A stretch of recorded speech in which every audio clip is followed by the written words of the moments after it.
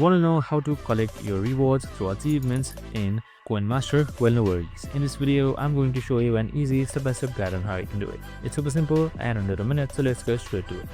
Now, getting your achievements is super simple and collecting is simple as well. So we have also created similar videos regarding CoinMaster in order to how to play it and how you can just simply upgrade, use it properly. So let's get straight to it. Now, first things first, you can just simply open up the CoinMaster game and make sure you are under your village menu. And now once you're there, on the top right side, you should be seeing this big icon with an achievement in it. So you can just simply select that.